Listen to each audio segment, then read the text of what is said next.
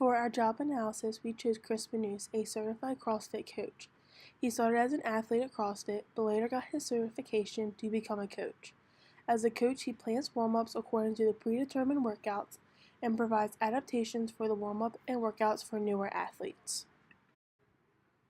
Chris is displaying high-level cognition when explaining the workout to the new athlete, providing insight and using judgment in the way that he explains the information. As he explains, he is speaking fluently and using his auditory function to listen to the athlete. While he is explaining the workout to all the athletes, Chris is producing speech. His visual functions allow him to see the athletes as well as the board, which shows the steps of the warm-up and workout that he used his sequencing process skills to create in a logical order. Here we can see Chris choosing and gathering the appropriate materials needed for the warm-up using various grips to pick up the ab mats. Chris is using his topographical orientation skills to independently walk throughout the gym without running into any of the equipment or using supports. As he walks, he uses eye, hand, and foot coordination to travel to the designated areas that each athlete will be exercising.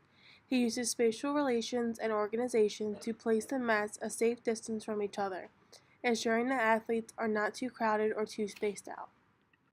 An ergonomic risk factor for Chris is Achilles tendonitis, of which he currently suffers.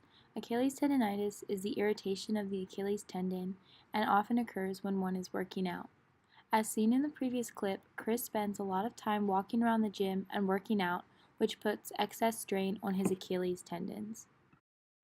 To complete the tuck-up, Chris uses bilateral coordination as he uses both sides of his body simultaneously to pull himself into the seated position and return to the supine position.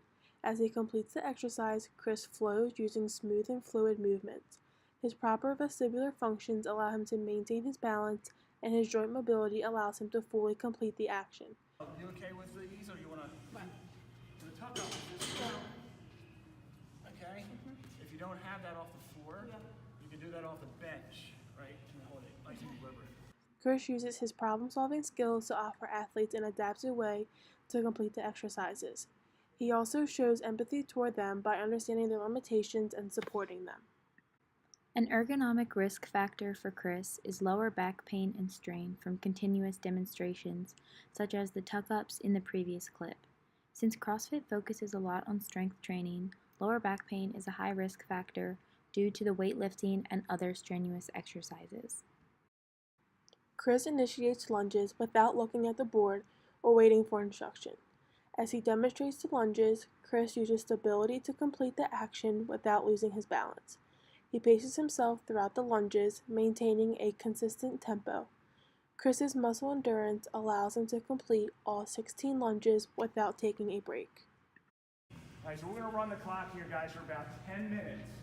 This is probably about 2 rounds, maybe 3 rounds of these. Chris's temporal relations can be seen when he tells the athletes that they have about 10 minutes to do the lunges, which he understands is enough time for 2 or 3 rounds.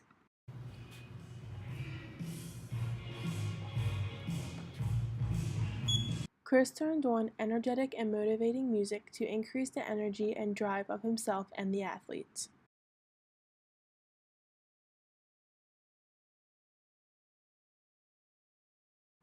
He notices and responds to the nonverbal cues of some of the athletes.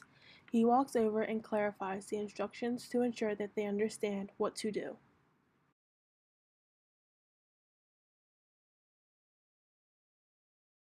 Chris uses shifting attention to focus on each athlete one at a time, as well as proprioceptive function to place himself in the middle so that everyone can see him as he demonstrates the moves.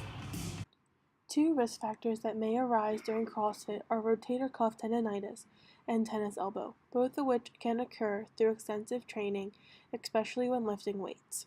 Tennis elbow is commonly seen in new athletes, while rotator cuff tendonitis is seen in people with all levels of experience, such as Chris.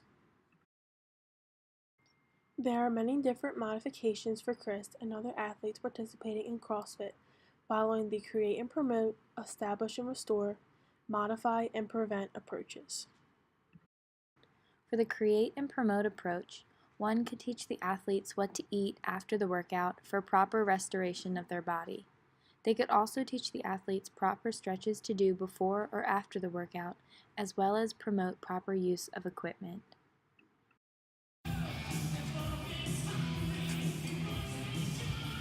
Right? It's a real passive, right? When you're working, trying to open up, essentially you're just stretching. You want to really kind of lean back and into it. It's not quite enough. Lean a little further forward, right? Almost kind of get your knee over top of your toe. But be real passive.